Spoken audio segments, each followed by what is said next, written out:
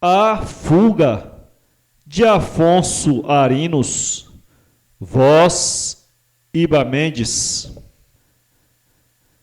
Pelas estradas barrentas, no meio dos rugidos do temporal desfeito, quando a ventania disparava pelos campos em arranco de boiada e, topando o capuão além, constringia-o na medonha luta, ouvia-se, ao esmorecer das vozes do trovão, um tilintar de correntes, cadenciado, rítmico, acompanhando o estrupido de passos fortes.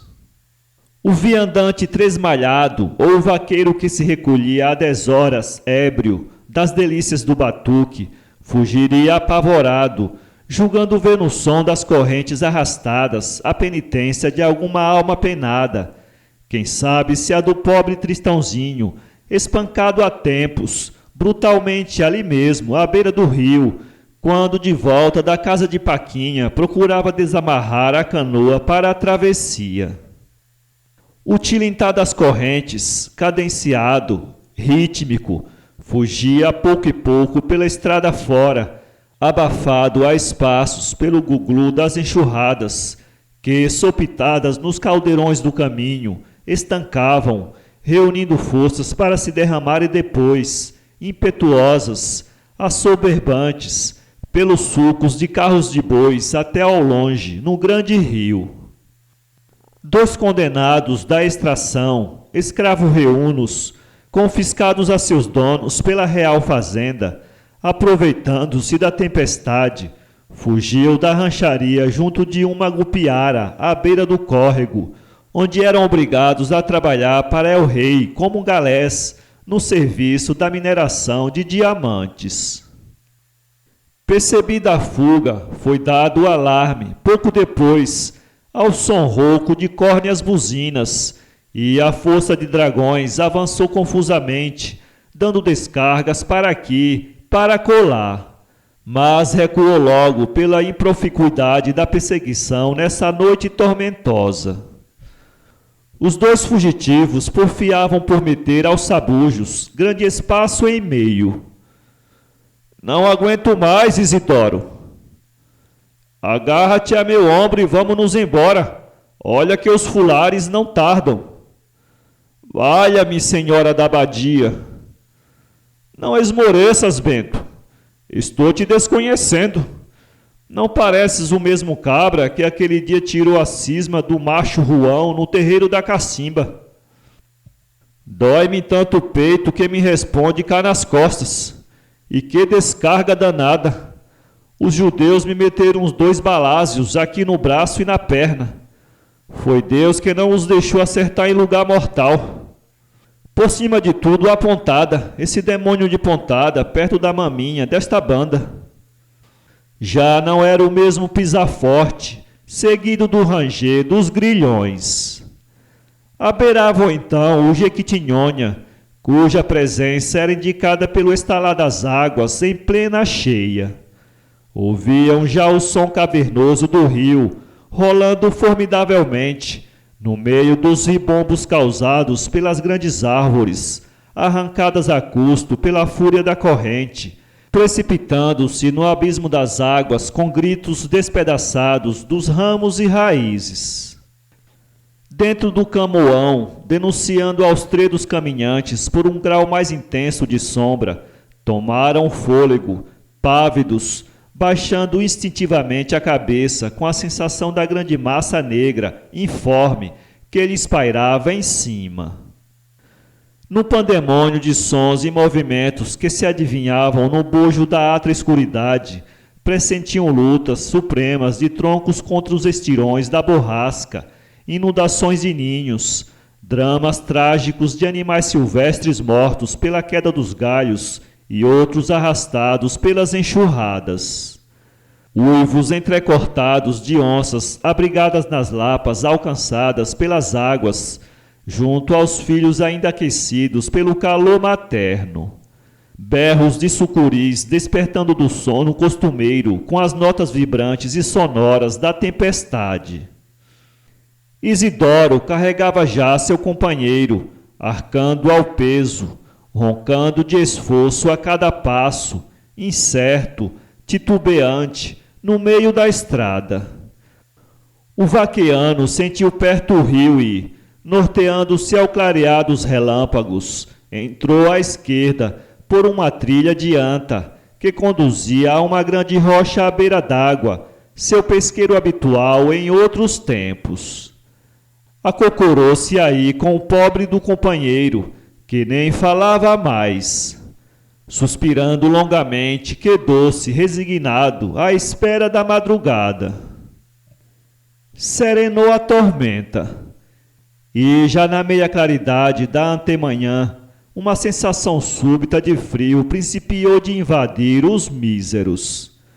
Era a grande massa d'água, farrusca, ameaçadora, que grimpava a pedra traiçoeiramente, como um jacaré que se arrasta, sutil e feroz, na algidez repelente de sua pele escamosa, querendo pilhar a presa durante o sono.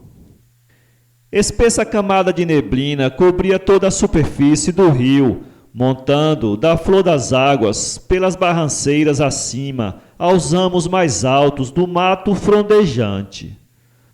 O tope de arvoredo rasgava no alto o denso véu cinzento que se esfarrapava, prendendo nas pontas da galhada as longas flâmulas brancas, arfando serenamente as auras matutinas.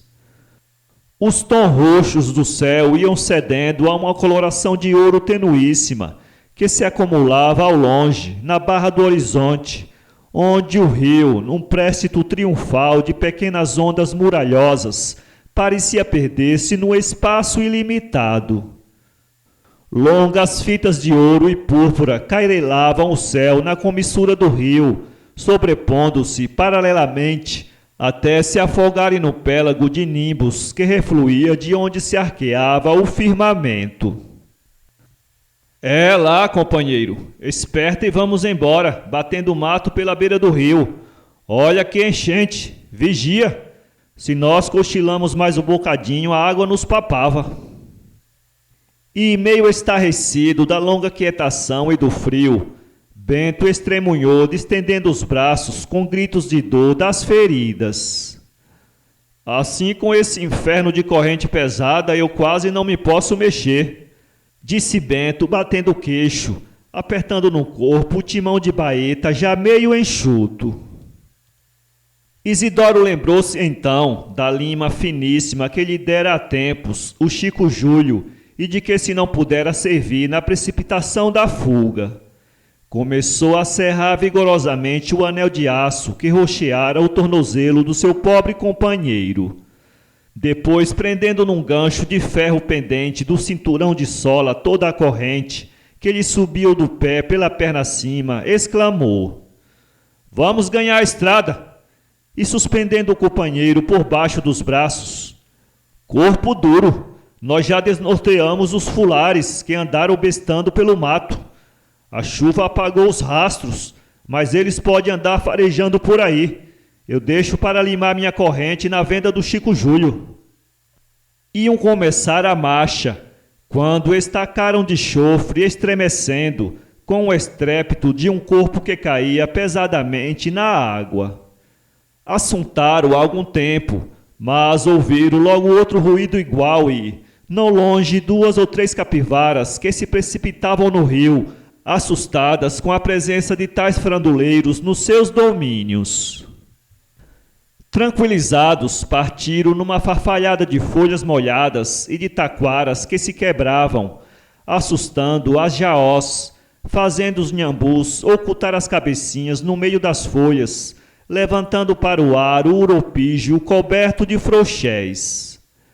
Queriam atravessar o rio a nado, fora de porto frequentado, onde pudessem ser vistos, mas a fraqueza de Bento fê-los hesitar diante da impetuosidade da corrente. Encontrado ao fim um espraiado, onde a enchente sem a constrição de barrancos podia pavonear suas forças, avassalando pacificamente sem tropeço os descampados, os fugitivos derribaram algumas piteiras, já meio secas, cujas hastes se erguiam, ainda retas e altaneiras, das toças em redor, e, jungindo-as fortemente com cipós em grossos travessões de taquaraçu, improvisaram uma jangada. Isidoro encontrou arrancada pela ventania da véspera uma folha de coqueiro, cujo talo lhe serviu de remo. Encomenda a alma a Deus e vamos embora. Tu não tens alguma oração contra a enchente? Esta jangada é muito leve e nos aguenta, mas não por muito tempo, porque a pita encharcando afunda sob o peso. Segura bem, rapaz. Cavalgaram a jangada e fizeram-se ao largo, demandando um portozinho na outra margem, muito embaixo. Bento acurvou o busto, azindo fortemente a estiva. Ao ganhar o fio da corrente, a jangada foi fortemente impelida para baixo e Isidoro começou a lutar a grandes remadas para aproximar-se da margem oposta. Então jangada e tripulante se confundiram, se unificaram, semelhando, no movimento que se lhes percebia, o dorso mosqueado de um surubi retouçando ao sabor da correnteza. Quase não se lhe notava a marcha, mas sentia-se que um esforço vivo e inteligente, terrível e heróico, lutava contra a força esmagadora da natureza onipotente. Conseguiram vingar o portozinho, que era antes um bebedouro de animais. Saindo d'água, tiraram os chapéus de couro e puseram as mãos, levantando os olhos ao céu, em profundo reconhecimento pela salvação. Já não temiam os fulares, nem os tiros de reunas. A jangada que tinham abandonado lá foi boiando sempre, toparam uma grande árvore esgalhada, flutuando também. Outros ramos se lhe foram juntar, e mais uns restos de macegas e garranchadas, que formaram um batel selvagem, todo franjado de espumas pardas, no qual pousava às vezes um martim pescador, soltando gritos estridentes, numa alacridade de vitória e de fartura. O sol iluminou ainda baixo e frio o campo de batalha da véspera. Beijou reverente, numa carícia de vassalo humilde, a face do rio, que pompeava seu poderio, ostentando os despojos da liça com os bosques marginais, e rolando sempre, no meio de como ave triunfator da natureza. Do outro lado, lobrigavam-se ainda pequeninas, amesquinhadas, as figuras dos fugitivos.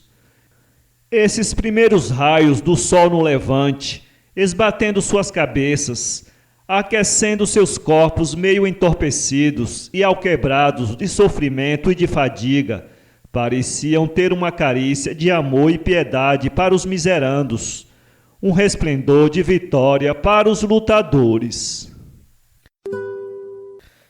Para ler este conto, acesse www.poeteiro.com